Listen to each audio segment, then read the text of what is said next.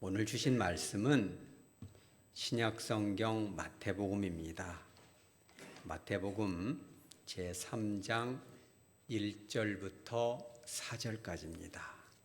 신약성경의 맨 처음에 있는 마태복음 제3장 1절부터 4절까지를 함께 받도록 합니다. 이준배 장로님께서 봉독하도록 하시겠습니다. 그때에 세례 요한이 이르러 유대의 광야에서 전파하여 말하되 회개하라 천국이 가까이 왔느니라 하였으니 그는 선지자 이사야를 통하여 말씀하신 자라. 일러스되 광야에 외치는 자의 소리가 있어 이르되 너희는 주의 길을 준비하라 그가 오실 길을 곧게 하라 하였느니라. 이 요한은 낙대털 옷을 입고 허리에 가죽띠를 띠고 음식은 메뚜기와 석청이었더라. 아멘. 제가 기도합니다.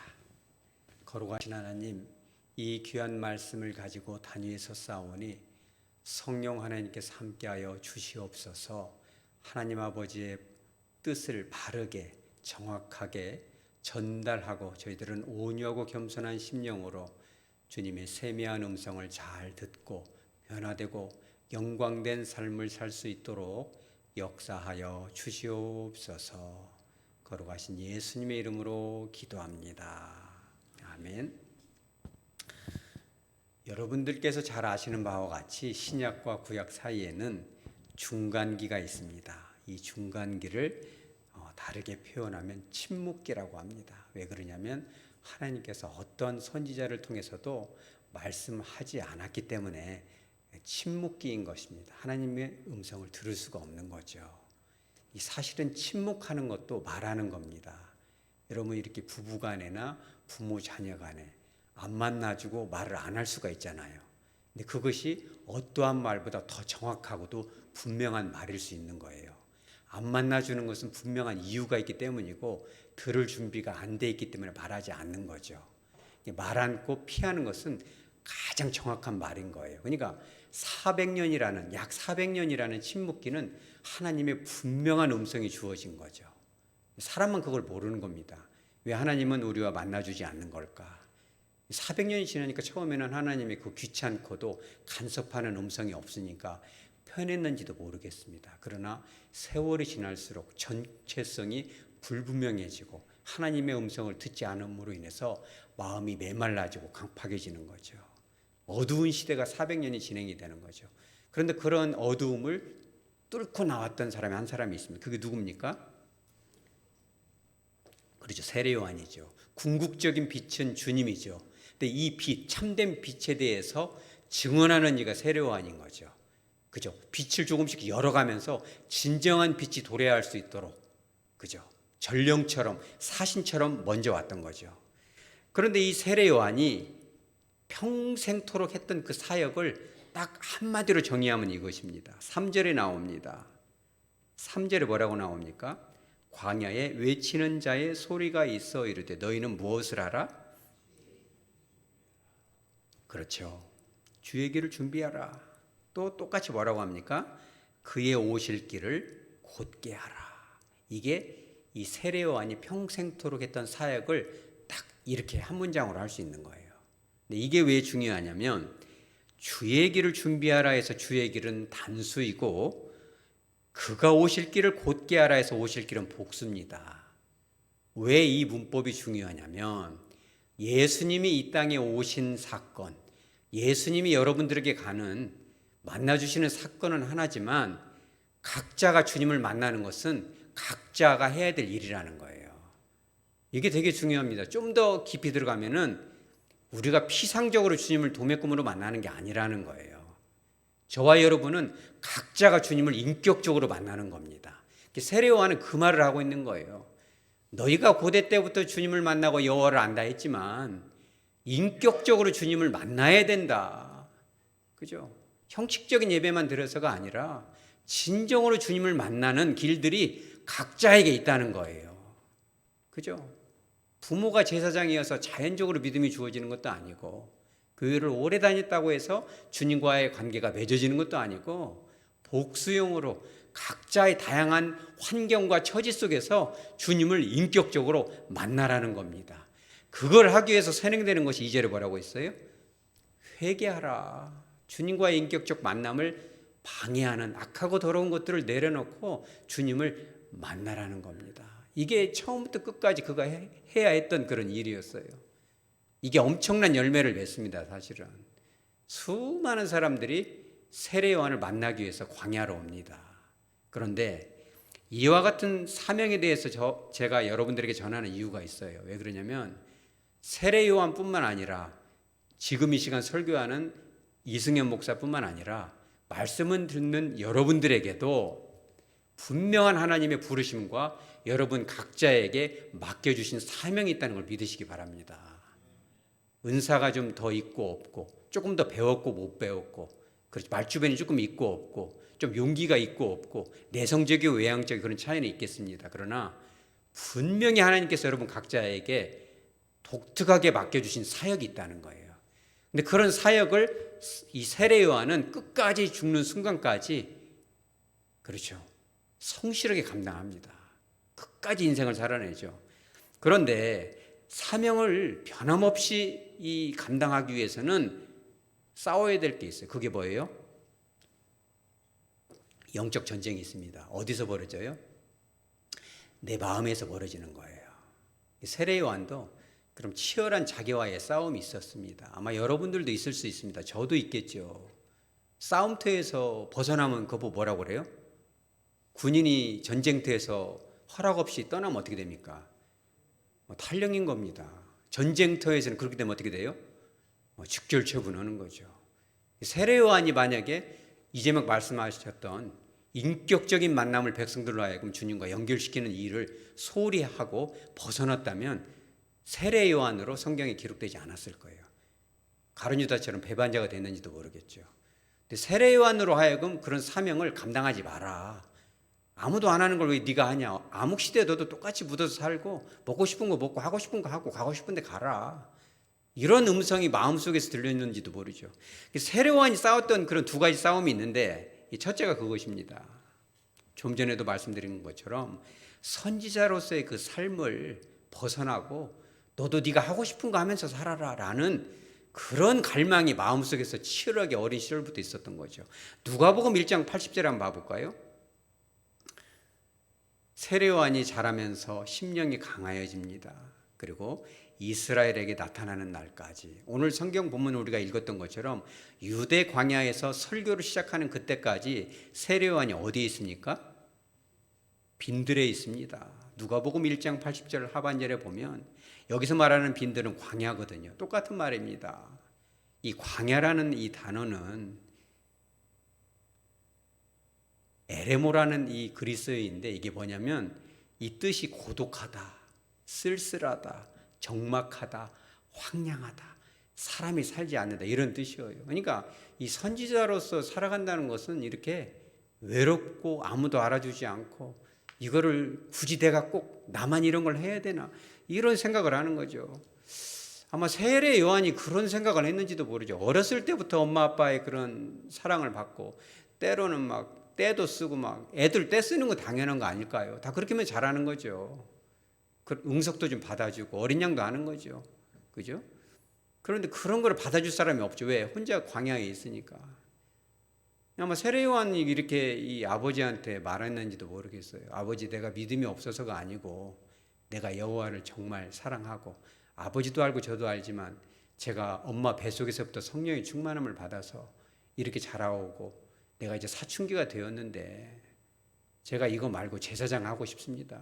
아버지가 제사장이면 나도 제사장인데 내가 정말 주의 성소에서 품이 있는 이 목사의 옷을 입고 넥타이를 차고 그렇죠. 지성소까지 한번 나가보고 싶습니다. 꼭 광야 아니면 안 되겠나요? 제사장으로서도 얼마든지 주의 일을 할 수 있는 거고 제사장들은 그래도 이렇게 생활이 어렵지 않으니까 내가 좀 이렇게 좀 살고 싶은데 어쩔까요? 이렇게 말했는지도 모르겠어요. 그러면 이 아버지인 사가랴가 뭐라고 했겠습니까? 성경대로 얘기했겠죠. 가브리엘 천사장이 와가지고 얘기하잖아요. 세례 요한은 주님 앞에 어떤 자가 된다? 큰 자가 될 것이다. 아가, 너는 큰 자가 돼야 돼. 보통 자가 아니라 큰 자다. 이스라엘 백성들을 그들의 하나님 여호와께로 많이 돌아오게 하는 그 거룩한 일을 너만이 할 수 있는 거야. 조금만 참자. 이렇게 다독였겠죠. 그럼에도 불구하고 광야에 있었던 것은 쉽지 않았을 거예요. 이 광야라는 것은 아까도 말했지만 적막하고 쓸쓸하고 고독한 장소이기도 하지만 이 광야가 이스라엘의 그 사해가 도대체 뭡니까? 이 사자가 무슨 사자예요? 죽을 사자잖아요. 사해 서쪽, 북서쪽에 있는데 광야, 유대 광야잖아요. 사람 살 데가 못 됩니다. 죽는 장소죠, 이게. 쓸쓸하지만 사람이 도저히 살아서는 안 된 장소죠. 그런 곳에서 사는 거예요. 예루살렘에서 하루길을 걸어야만이 갈 수 있어요. 그러니까 그 어린 아이가 하루길 걸어서 나도 예루살렘 가서 폼나는 데 가서 아가씨들도 좀 만나고 미팅도 좀 하고 먹고 싶은 것도 먹고 좀 그렇게 춤도 추고 좀 나도 그렇게 하고 싶다. 여러분 그러지 않았겠어요? 제가 한 15년 년 전에 이 전도를 한번 했는데 젊은 청년이에요. 20대 후반인데 그 아이가 물어보니까 예수님 믿어요? 안 믿는데요. 그런데 한 10여 년을 교회를 다녔다고 하더라고요. 그래서 언제 주님을 떠났습니까? 물어봤더니 국민학교 6학년 때 주님을 떠났대요. 그래서 어떻게 떠났냐고 물어봤어요. 그랬더니 남원이 있으면 남원으로부터 걸어서 하루길이에요. 예루살렘과 유대 광야 거리쯤 됩니다. 근데 그날은 그 아이가 초등학교 국민학교 6학년 이제 방학하니까 얼마나 신바람이 나겠어요. 그런데 시골이에요. 남원도 시골인데 남원이 시잖아요. 이제 그 시골에서 보는 입장에서는. 그런데 그 시골에서 교회에 다니는데 그 분방공부 선생님이 뭐라고 하냐면 오늘 저녁에는 크리스마스 이브니까 너희들 발표하자 해서 연극도 준비하고 다 했는데 한 녀석이 꼬드겨서 야 우리 그냥 넷째자 남원 시내 가서 돈을 좀 못해가지고 유흥을 한번 즐겨보자 그래가지고 밤에 교회를 안 가고 그 길로 하루길을 걸어서 예루살렘까지 걸어서 갑니다. 남원 도성까지 가서 술을 마시고 담배를 피우고 흥청망청. 그래서 그 후로는 다시는 안 갔다고 그래요. 내가 그 아이한테 말하면서 마음이 정말 흐느껴졌어요. 말을 못합니다. 가명이죠. 현철이. 가명입니다. 그래서 그 아이한테 현철아 그런 소리가 들리지 않니? 그랬어요. 그 밤에 그 야심한 밤에 하루길을 걸어서 예루살렘으로 갈 때 세례요한도 그랬는지 모르죠. 어느 날 밤. 내가 예루살렘 가서 이 밤에 포도주라도 한잔 해야 할 텐데. 근데 분명히 가브리엘이 했거든요. 포도주를 마시면 안 된다. 왜? 나실인이고 거룩히 주님의 도구로 구별됐기 때문에 마시면 안 된다 이랬거든요. 그러니까 그 길을 갈 때 현철아 돌아와라. 그런 소리가 들리지 않냐고 내가 그랬어요. 돌아와야 된다. 여러분들도 명심하시기 바랍니다. 저에게도 그렇지만 여러분들에게도 분명히 하나님께서 주신 사명이 있는 거예요. 꼭 목사이고 꼭 장로이고 권사이어서만 아닙니다. 여러분들에게 주신 분명한 부르심 소명과 사명이 있는 거예요. 여러분들이 이 직분을 받을 때도 그렇게 하시기 바랍니다. 정말로 두렵고 떨림으로 받으시기 바랍니다. 이 영적 전쟁의 싸움터에서 벗어나는 건 안 되는 겁니다. 꼭 지켜야 돼요. 세례요한은 평생에 단 한 번도 그 자리를 떠나지 않았다는 것이 참 중요한 겁니다. 자, 두 번째는 뭐냐면 더 큰 영적 전쟁은 바로 그거였어요. 세례요한이 어느 날 되면은 막 마음에 엄청난 그 명예심이 찾아와요. 막 우쭐대고 말이에요. 내가 예수님 아닌가, 메시아 아닌가 이런 생각을 하게 됐어요. 요한복음 1장 19절에 나옵니다. 400년 동안 어둠 속에 갇혀 있었던 그들을 분명한 말씀으로 깨우기 시작하니까 갈급했던 이들이 하루길을 걸어서 그 먼 길, 죽음의 땅, 거기까지 찾아와요. 수많은 사람들이 그 설교를 듣습니다. 아주 간단한 메시지지만 심령을 울리죠. 그러니까 그들이 이 세례요한을 볼 때 누구처럼 느껴졌어요? 메시아처럼 느껴지는 겁니다. 그러니까는 유대인들이 사람들을 보내요. 누구를 보내요? 예루살렘에서 제사장들과 레위인들을 요한에게 보냅니다. 그러면서 뭐라고 물어봐요? 네가 누구냐? 이게 달리 말하자면 이거예요. 네가 바로 메시아 아니야? 네가 예수님 아니야? 왜? 어마어마한 능력과 권세가 나가니까 그렇게 얘기합니다. 여러분 같으면 어떻게 얘기했어요? 굉장히 중요합니다. 설교자를 위해서도 여러분 기도해 주시고 여러분 자신들을 위해서 기도하셔야 돼요. 왜 그러냐면 생각해 보세요. 여러분들이 은사 받아가지고 기도하는 대로 병이 낫는다고 생각하면 처음에는 재미가 있겠죠. 설교를 잘해가지고 많은 사람들이 은혜 받고 막 눈물 흘리고 그게 반응이 오면 얼마나 우쭐대겠어요. 큰일 나는 겁니다. 그러다가 우리나라에도 자칭 메시아가 몇 명이나 되어요. 처음에는 참 잘했죠. 나중에는 내가 하나님이다 이런 사람이 40명이 넘어가면 지금은 숫자를 셀 수가 없어요. 세례요한도 얼마나 마음속에 이게 그런 존경받고 싶은 내 친구들 그잖아요. 제사장은 또 제사장들끼리 밥 먹을 거 아니겠어요. 그러면 제사장집 애들은 애들끼리 또 하는 거예요. 목사집 애들은 또 그들끼리 또만의 이런 모임이 있는 거예요. 내 친구들은 다 지가 아버지가 제사장이어가지고 옷도 제사장처럼 예쁘게 입으면 나는 도대체 이게 뭐냐. 그러지 않겠어요. 항상 그런 열등감이 있었는데 그죠. 자기는 거기 가고 싶어서도 하룻밤 못 갔지만 그들이 오고 있잖아요.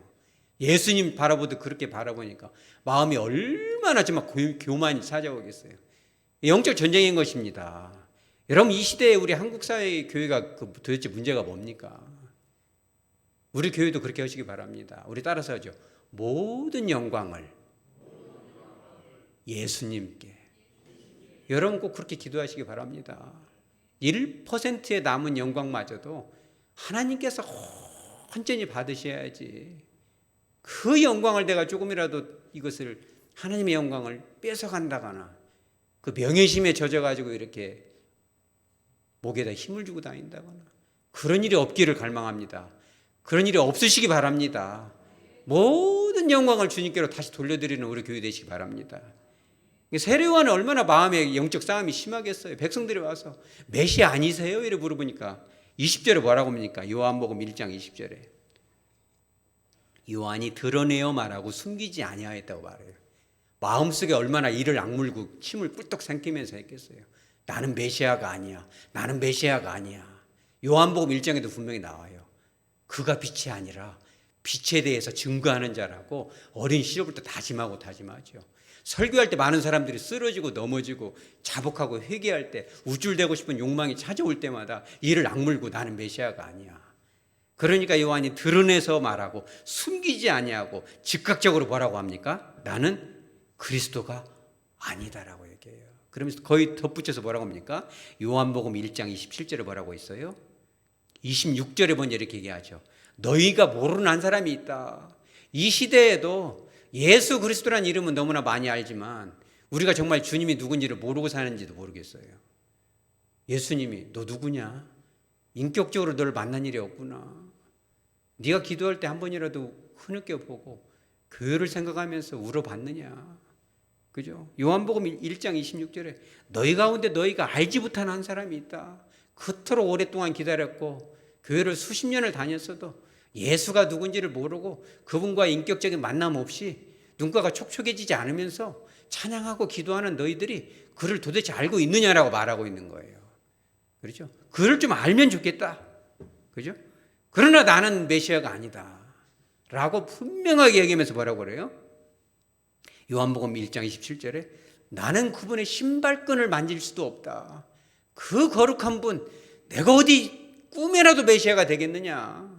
그분의 신발끈을도 만지지 못할 정도로 나는 그분에게는 정말 벌레만도 보단 존재다라고 분명하게 얘기하고 있는 거예요. 여러분 모든 영광을 주님께 돌리시기 바랍니다. 그런데 이 영적 전쟁의 클라이막스가 어디서 벌어지냐면 요한복음 3장 22절 이하에 벌어져요. 요한복음 3장 22절에 예수님께서 제자들과 유대 땅으로 가서 뭘 하세요? 세례를 베푸십니다. 그런데 동시에 23절에 뭐라고 나와요? 요한도 이렇게 시작을 해요. 요한도 세례를 베푸는데 거기 뭐가 많아요? 물이 많다 이렇게 나와요. 세례하려면 물이 많아야 됩니다. 예수님은 조금 협소한 데서 하고 세례와는 물이 많은 데서 조금 거창하게 하고 사람도 많았겠죠. 동시에 이렇게 하고 경쟁적으로 경쟁하기 위해서 그런 건 아닌데 사람들이 보기에 그렇게 보였던 거예요. 그러니까 이 요한복음 3장 26절에 제자들이 와서 그래요. 랍비여 선생님과 함께 요단강 저편에 있었던 그 선생님이 증거하던 이가 누구예요? 예수님도 세례를 베풀고 세례요한 선생님도 세례를 베푸는데 사람들이 다 어디로 가요?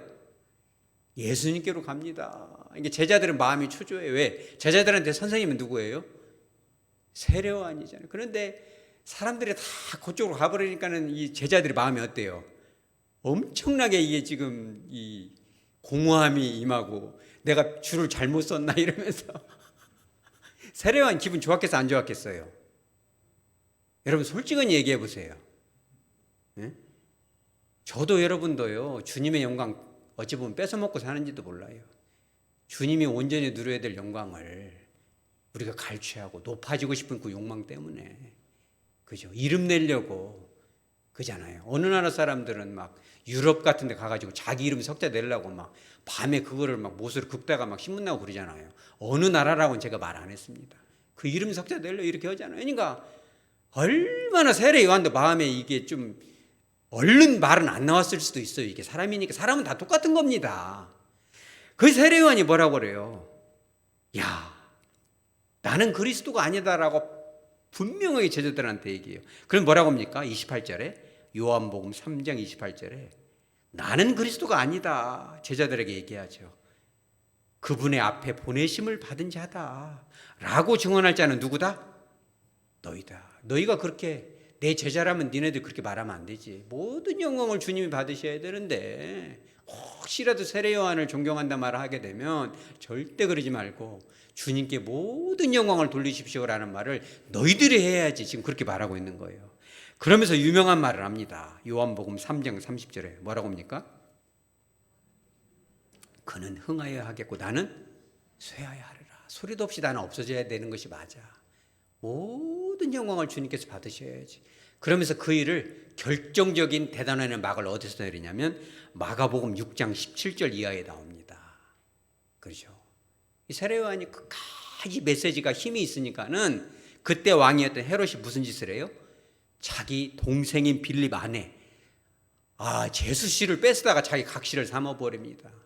세례 요한이 가만히 입 다물고 있으면 좋은데 입을 가만히 놔주지를 않아요. 여호와께서 당신 나쁜 짓입니다 이렇게 얘기를 해요.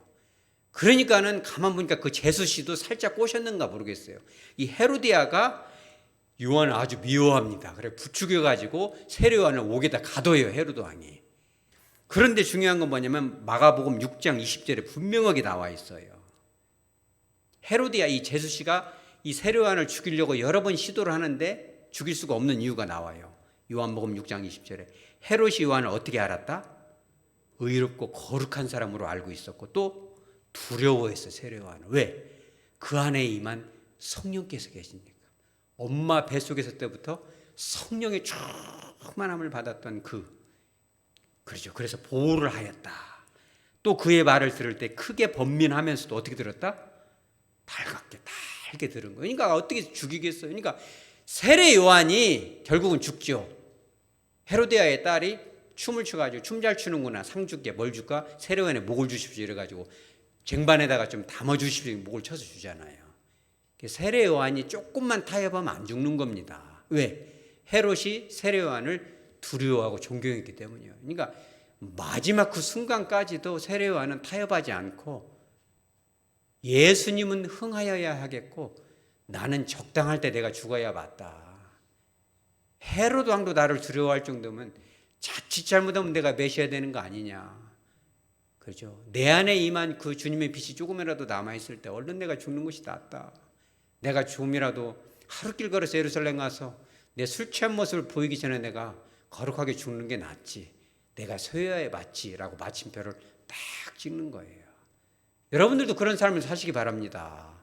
순교하라고 그렇게 받아들여서 아멘 소리가 좀 안 들리는 것으로 제가 이해를 했는데 그것은 아닙니다. 순교는 아무나 하고 싶어서 하는 것도 아니고 그렇죠? 여러분들에게 초도에도 말씀드린 것처럼 분명히 여러분들에게도 주신 사명이 있는 거예요. 부르심이 있는 거죠. 세례 요한도 그런 갈망이 있었고 위기가 있었고 영적 싸움이 있었지만 세례 요한은 끝까지 잠깐은 흔들렸는지도 모르죠. 싸워냅니다. 여러분들에게도 그렇죠. 남들이 보기에는 좀 하찮아 보일 수도 있습니다. 그러나 절대 하찮지 않습니다. 주님 보시기에. 그 거룩한 일이 뭔지를 주님께 물으시기 바랍니다. 끝까지 승리할 수 있어야 돼요. 그런데 중요한 거는 이렇게 승리한 비결이 있습니다. 여러분들 승리하고 싶습니까? 끝까지? 여러분, 그럼 비결을 알려드립니다. 그게 뭐냐면 전쟁터에서 승리하기 위해서 필요한 여러 가지 조건이 있는데 그 중에 하나가 뭐냐면 따라서죠. 기동성. 이 치고 빠지는 걸 잘해야 돼요. 이 권투 같은 거 할 때도 치고 딱딱 빠져야 되거든요. 맞는데 가만히 서 있으면 안 됩니다. 빠져나와야죠. 그래서 중세시대 13세기에 전 세계 최강의 전투력을 자랑했던 군인들이 있어요. 그게 누구예요? 몽고 제국 군대잖아요. 그들이 어마어마한 전쟁 능력을 가졌는데 여러분 광주 지성에서 만약에 전쟁이 예전에 고대에 한양까지 가려면 지치겠어요? 안 지치겠어요? 그거 해봐야 한 300km 되는지 모르겠습니다. 그런데 이 몽골 제국이 한번 전쟁을 하면 그들이 우리나라도 짓밟았어요? 그래서 짓밟혔죠. 왜 그래요? 일본까지 정보를 해요, 그들이. 물론 실패로 돌아갔지만 우리나라를 짓밟고 지나갑니다. 그러니까 이 한반도에서 동유럽까지 이 전쟁터가 확장이 돼요. 한반도에서 동유럽까지면 거리가 어느 정도 되는지 알아요? 8,000km입니다, 여러분. 광주에서 서울도 뭐 기껏해야 200-300km밖에 안 되는데 지구의 반바퀴를 달려가서 그들을 짓밟아 버려요. 역사에 의하면 몽골 사신을 2번 주겠다는 이유로 3,000km를 달려가서 그들을 완전 도성을 무너뜨린 적도 있었어요. 왜 이게 가능한지 아세요? 우리도 그래요. 우리도 영적 싸움에서 싸우려면 세례 요한도 지금 그런 거예요. 그래서 말씀드리는 겁니다. 이 기동력인데 당시 13세기의 유럽 기사들이 전쟁에 나갈 때 입었던 갑옷의 무게가 어느 정도 되는지 알아요? 70kg 정도 됩니다. 이 담임 목사 몸무게보다 더 나가요. 제가 70kg까지 못 나가는데 그런 갑옷을 입고 돌아다니는데 몽골 군인의 이 군장이 어느 정도 되겠습니까, 여러분? 단 7kg가 안 돼요. 10배 차이. 그러니까 치고 빠지면 끝나는 거죠. 심지어는 여러분 전쟁하려면 뭐가 있어야 돼요? 전쟁 물자가 있어야 돼요. 우리나라도 6.25 때 잘못하면 적화통일 됐는데 그거를 끊었던 이유가 뭐예요? 인천 상륙작전이 물자를 끊어버리잖아요. 아무리 전쟁하고 싶어도 한 3끼 굶겨놓으면 전쟁 못합니다. 밥을 먹여놔야 뭘 싸울 힘이 돌죠. 한 3일 굶어봐요. 전쟁하고 싶은 생각이 드나. 아유, 이러면 죽는 게 낫지. 다 도망가 버립니다. 그러니까 이 몽골 군인들은요, 이 먹는 것도 중요한데 당시에 이 전쟁터에서는 이 전투병 한 명이 있으면은 한 2사람에서 3사람이 따라 붙어야 돼요. 왜 그래요? 옷도 빨아줘야죠. 밥도 해줘야죠. 졸래졸래 따라다니는 사람들이. 그러니까 빨리빨리 움직일 수가 없어요. 그러니까 이 사람들은 그런 것을 대비하기 위해서 뭘 했냐면 그들의 주식이 쿠르트예요. 쿠르트가 뭐예요? 말젓이에요. 여러분 잘 알죠? 마르코 폴로 들어봤어요? 들어봤죠. 대부분 다 대답하는 걸 들으니까 우리 교회 수준이 이런 정도입니다. 13세기에 이탈리아의 그 베네치아 출신 상인이잖아요. 이 마르코 폴로가 원나라 아버지하고 삼촌 따라서 원나라까지 와요. 몽골 제국에. 그래가지고 여기서 이제 많은 뭐 다 각설하고 동방전문록이라는 걸 씁니다. 이 시험이 잘 나오죠. 국민학교 때. 이분이 뭐라고 썼냐면은 원나라 이 군사들은 이 쿠르트라는 것이 주식인데 뭐냐 말젓을 말려요. 병에다 갖고 다니면 무거우니까. 그래가지고 한 4에서 5kg 정도를 말려가지고 분유처럼 갖고 다녀요. 그래가지고 아침이 되면 500g 정도를 물에다 타서 막 이렇게 자루에다 흔들어서 딱 놓으면 저녁쯤 되면은 이게 잘 섞여요. 그러면 기름이 둥둥 뜨면 그거는 걷어가지고 버터를 만들어서 먹고 나머지는 마십니다, 이게. 그러면 그것이 며칠 정도 할 수 있어요? 10일 정도는 전투가 가능합니다. 이게 주식이니까. 그러니까는 뭐 필요가 없죠. 무슨 뭐 따라붙을 필요도 없고 말 타고 가면 되는 거고. 자, 또 한 가지 뭐냐면 보르츠라는 것이 있는데 이게 뭐예요? 육포입니다. 육포인데 소방광으로 만든 이 자루에다가 육포를 넣는데 이거를 며칠 분량이에요? 한 달 분량까지도 이것이 가능해요. 그것을 말 자루에다가 싣고 다니면서 이제 항상 이 말하자면 분유만 먹을 수가 없으니까 육포를 딱 꺼내가지고 웬만한 음식은 다 말려갖고 다닙니다. 그래가지고 이 투구를 딱 벗어가지고 여기다가 육포를 넣고 말린 이 풀을 이게 채소를 넣어가지고 팍팍 끓여요. 그냥 스스로 끓입니다. 그럼 그것이 뭐가 돼요? 샤브샤브가 됐다. 근데 이것은 별로 근거가 없습니다. 사실은 지어낸 얘기일 것이다. 왜냐하면 대부분 큰 그릇 끓일 수 있는 이것을 솥을 갖고 다녔다고 그래요. 그럼에도 불구하고 샤브샤브가 여기서 나왔다라는 학자들의 좀 논란이 있긴 하지만 이런 정도로 해서 그러니까 사람들이 필요가 없죠. 왜? 막 돌아다니니까 어마어마합니다. 근데 그걸로 끝나는 것이 아니에요. 그들은 이 잠자리도 때로는 말 위에서도 잠을 잔다고 그래요. 몇천 킬로로 가야 되니까 뭐 집이 별로 필요가 없습니다. 전쟁이 없으면 가다가라도 텐트를 쳐서 쉴 수도 있지만 전쟁하면서도 때로는 가면서 자기도 하죠. 행군하면서. 말의 차이가 좀 있다고는 해요. 저도 이제 이제 말을 한번 신혼여행 때 한번 타본 적이 있는데 말이 작은데도 참 무섭기는 저기 떨어지면 다치는 거 아니야 이러잖아요. 근데 서양의 주로 말들은 말이 타닥타닥 뛰면은 왼쪽 발과 오른쪽 발이 조금 박자가 달라요. 그래 멀미를 좀 하고 피로를 느낍니다. 근데 몽골의 말은 왼발과 오른발이 동시에 떨어지는 이렇게 훈련이 돼요. 그래가지고 이 승차감이 아주 좋다고 합니다. 멀미도 안 나고 피로감이 적어요. 이런 거죠. 지금은 이 디젤차도 이게 기술이 좋아서 잘 타지만은 옛날 20년 전에 이 디젤차 타면 뭘 해요 우리가? 멀미를 하잖아요. 근데 지금 전기차 같은 거 타면은 승차감이 아주 좋습니다. 그러니까 왜 이런 얘기를 하냐면 잠도 말 위에서 3살 때부터 이 말 타는 걸 가르쳐가지고 그냥 거기서 자니까 아주 간편해요. 그러니까는 이 서양 사람, 동유럽 사람들이 깜짝 놀라요. 왜냐면 사신들을 죽였는데 3,000km 바뀌니까 저것들이 오랴 하는데 며칠 지나면 어느 서역에 와 있어요. 이 싸움이 되겠어요, 이게 여러분. 전쟁은 그렇게 하는 겁니다. 우리도 마찬가지라는 거예요. 자, 그렇다면 세례요한은 그런 영적 치열한 전쟁을 어떻게 벌였느냐? 우리 본문으로 들어갑니다. 오늘 마태복음 3장 4절에 어떻게 나옵니까? 요한은 어떻게 입었어요? 이 전장의 이 전투 복장을 낙타 털 옷을 입고 또 뭘 했어요?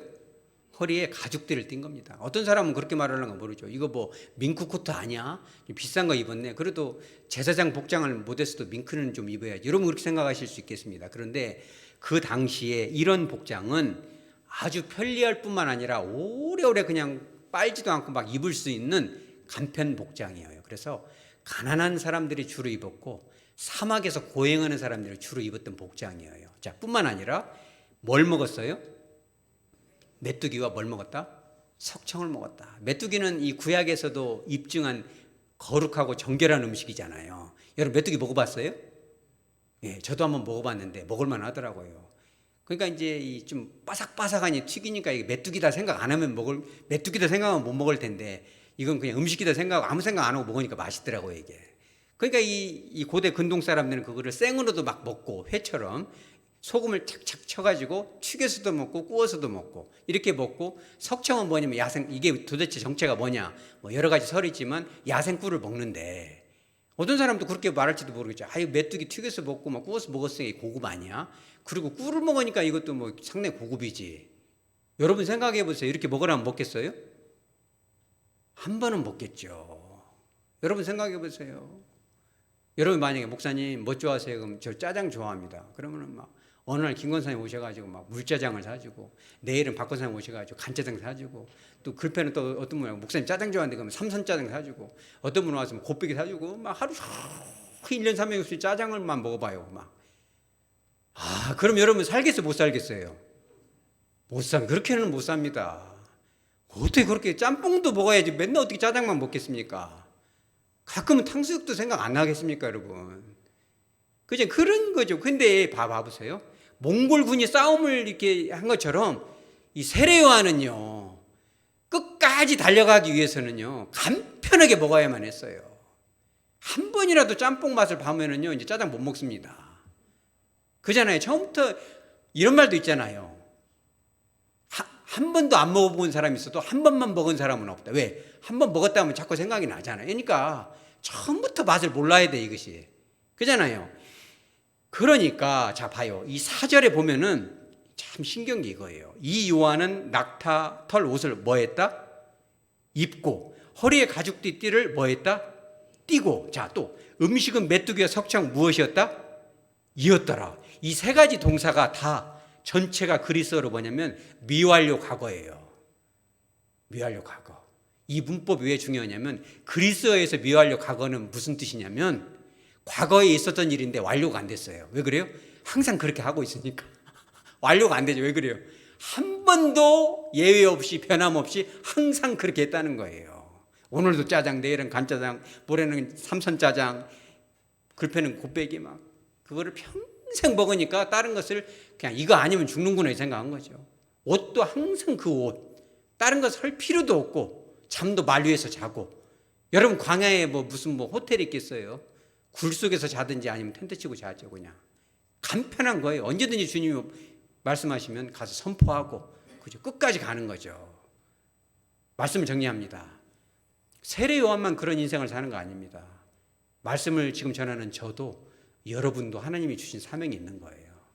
때로는 그런 생각이 들지도 모르겠어요. 아, 이게 이제 못하겠는데, 감정 상해서 못하겠는데 이럴 수도 있잖아요. 아, 진짜 교회가 왜 이래? 이럴 수도 있잖아요. 이게 아, 내가 억울해서 더 이상은 하기 싫은데 이럴 수도 있잖아요. 여러분은 그런 생각 안 듭니까? 여러분들이 하고 있는 그런 교회 안에서 또 삶 속에서의 이런 사명들을 생각할 때 세례 요한은 없었을까요? 누구나 다 있습니다. 그러나 그런 싸움을 우리가 끝까지 살아내기 위해서는 딱 한 가지 비법이 있어요. 그게 뭐예요? 심플 라이프. 간단하게 살아야 됩니다. 먹는 거, 입는 거, 우리의 생활 반경을 좀 축소시켜야 돼요. 물론 사람에 따라서 사업을 해야 되기 때문에 인맥도 넓어야 되고 많은 사람들을 만나야 되는 직업도 있겠습니다. 그러나 그런 절대적인 기준을 말하는 게 아니에요.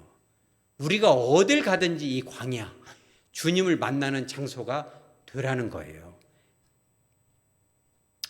기도 하늘의 능력을 다운로드하라라는 책을 한홍 목사님이 쓰셨는데 그분이 그런 말을 했어요. 그런 큰 교회를 하려면은 진짜 사람들 많이 만나야 됩니다. 이것도 먹어야 되고 저것도 먹어야 되고 이것도 입어야 되고 이렇게 입으면 좀 뭐라고 안 하려나? 단정하게 입어야 되고 빨아 입어야 되고 일이 많겠죠. 근데 그분이 그런 말을 하더라고요. 광야로 가야 된다.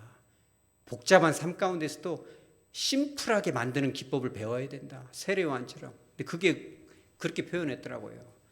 자기가 출근하고 퇴근하는 그 차 속은 자기는 뭐라고 표현했냐면 작은 기도원이다. 기도하면서도 정차하면 옆에 주님이 계시다고 생각하고 주님 오늘 아무개를 만나야 되는데 어떡할까요? 이렇게 묻고 또 비행기가 연착되면 거기서 또 지하철역에서 약속 장소에 먼저 가는 그런 사례가 있기 때문에 가서 앉아서 눈을 뜨고 기도한대요. 주님 오늘 이러이러한 일이 있습니다. 오늘 오전에는 여기 가야 되고 또 오후에는 저기 가야 되고 일정이 바쁜데 마음이 초조합니다. 저 사람 성질이 사납다는데 어쩔까요? 이런 기도를 하면은요 정말 말로는 할 수 없는 그런 하늘의 그 평강이 확 임한대요. 그 지하철역에서 자 임하면서 마음이 감정이 편해지고 복잡한 생각이 단순화가 되고 정말 하늘의 그 기쁨 평강이 나를 감싸는 걸 느낀다는 거예요. 단순한 거죠. 여러분 그렇게 하시기 바랍니다.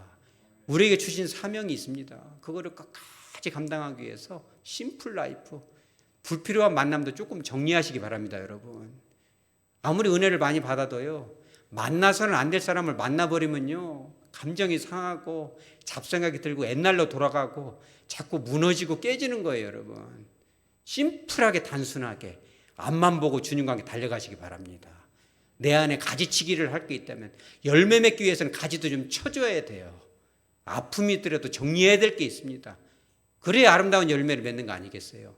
그로 말미암아서 주님 배우는 그날까지 세례 요한처럼 영적 전쟁에 승리하고 하나님께 아름다운 열매를 맺어서 축복된 삶을 누릴 수 있는 저와 여러분 다 되어지기를 주 예수 그리스도 이름으로 축복합니다. 아멘.